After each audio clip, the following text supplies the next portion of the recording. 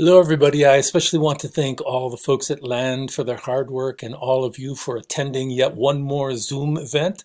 Thank you for being here today. It's always nice to be around peers and educators. By the way, I've never given a presentation in 12 minutes. I also want to thank the Anishinaabe and all the bands and tribes of Michigan, upon whose land we now sit and whose non-imperial and non-consumption or ownership values are now needed to reverse many of the assumptions and values under which we currently educate and labor as a planet. To answer the question of my presentation, what would a global vision look like? Obviously, no one has any idea. On the heels of thousands of years of our emphasizing and teaching human differences, creating separations across cultures and disciplines, and constructing races, building nations, and thinking of other members of the human family as foreign versus variants of ourselves as humans, thanks to technology, we may now begin to see the overlapping histories and common genetics we share as a singular human race. To become competent in what I like to call DEJI, or diversity, equity, justice, and inclusive competency, cultural competency, we must reverse our fixation on outcomes and begin to see our efforts as a process of perpetual lifelong engagement. Competency is acquired in direct proportion to the sacrifice of our personal and professional time and energy.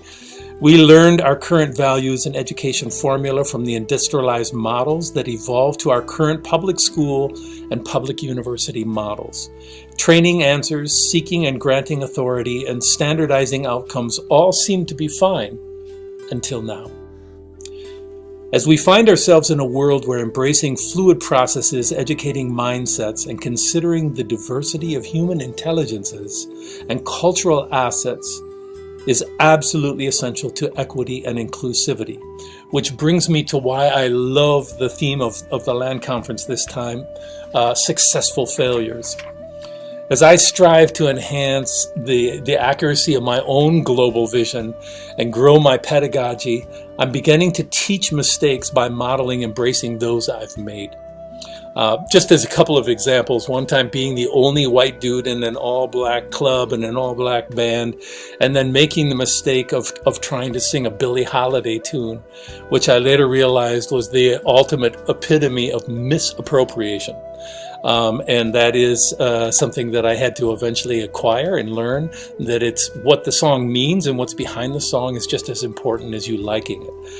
Walking into a presentation in Germany 10 minutes late and then saying to the whole room, wie heißen Sie, which means, what is your name? When I meant to say, wie geht es Ihnen? How are you all doing? And one of the German people looked at me and said, we have different names. So note to self, show up on time. And then preparing a dissertation in the Seychelles Islands and asking for the origins of their African and European or black and white art and music. And they looked at me as if I'd come from Mars, because they all had been living on the same island for about 200 plus years and no longer thought in terms of race or origins at all. And so other than what I was now infecting them with, which is my biases and superimpositions, this is pretty much how we got to where we are today.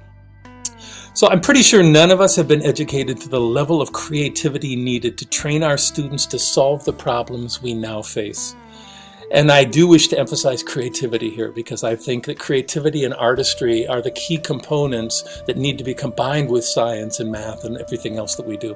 One of my favorite American artists of all time is the anti-racist pioneer and pinnacle of diversity, equity, justice, and inclusive education, Dr. Martin Luther King Jr. In my favorite, though lesser-known quote, he says, "The hope of a secure and livable world lies in the hands of disciplined nonconformists who are dedicated to justice, peace, and brotherhood."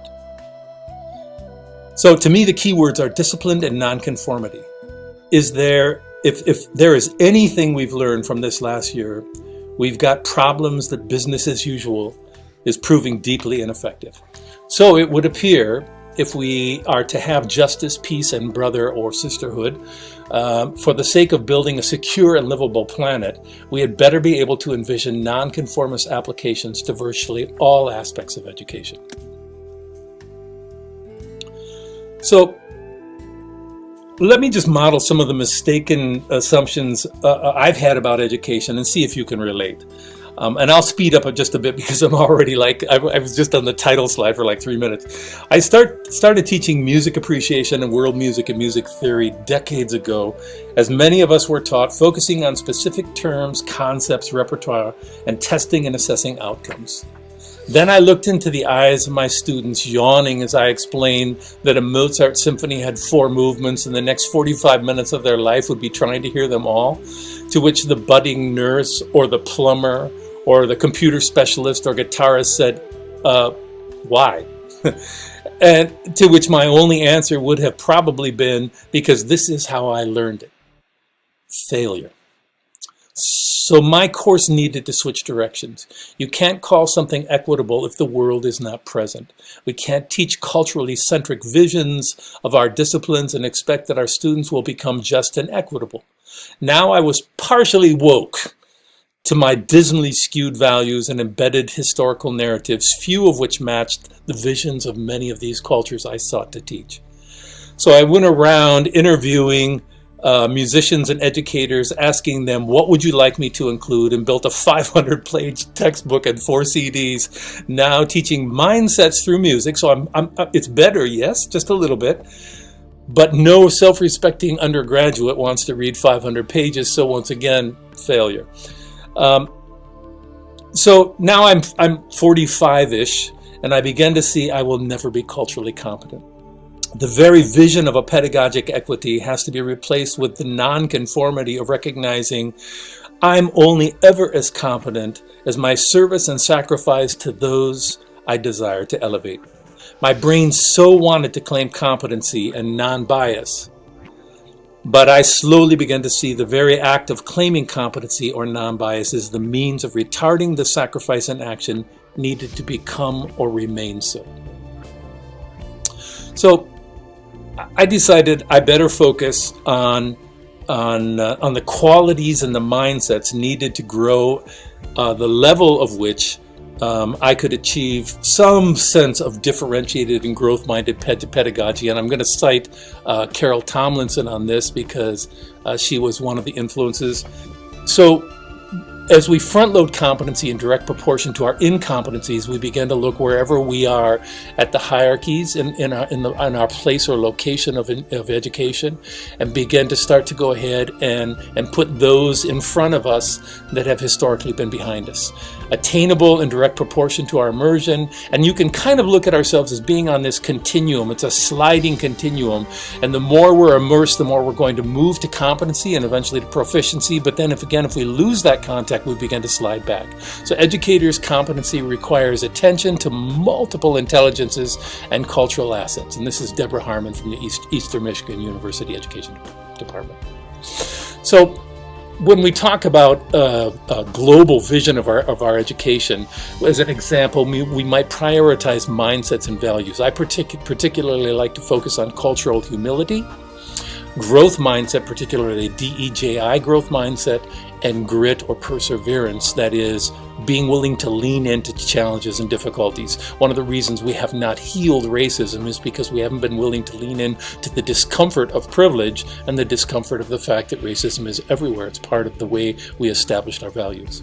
So how would indigenous native teachers teach climate science or communication? And the answer is they teach in a circular vision. So we have to go to these people and we have to ask them, how would you teach this? Which is one of the focuses I've been trying to continue to massage and work on. How would we teach in Ugandan or Zulu or Yoruba cultures and vision of learning community? They focus in on life cycle education and a collectivist or community over the individual, just another perspective. So we have to go to these people and then say, okay, how would you want me to teach? What are the most needed mindsets and skill sets to build global awareness? Very often we go to the ancient and older cultures, East Asian, Arab, Persian, Chinese cultures, and very often we'll find an increase in cultural humility and this sense of growth-mindedness and grit that is essential to be able to go ahead and teach the qualities and mindsets our students are going to need to solve many of our most diverse and complicated problems. And then we talk about globalization or planetization. It is an irreversible maturation of humanity. It's not something that we can put back into the bottle, but we've actually been working on this and moving to this sense of globalization or planetization since the beginning of time. We just didn't see it and talk about it in those terms. So this means we have to get outside of our culturally centric vision of intelligence and begin to look at a globally equitable and inclusive vision of human and cultural assets. As an example, if I take Newton's third law of motion, for every action there's an equal and opposite reaction, and I look at cultural biases and cultural hierarchies from that same perspective, the physics of problem solving, inequity, and injustice is that for every historically evolved distortion, there is the need for equal emphasis of the values and culture's abuse. So in a recent sabbatical, I began the process of re-envisioning this entire platform of how we begin to train our students into mindsets and skill sets from this flexibility and how to train cultural competency. We have 12 units that we built with 246 interviews of professionals with 266 permissions, and we created and edited and collaborated on 58 video or audio narratives. But the real point of this is we have 3 times this amount of people that we reached out to earn collaboration.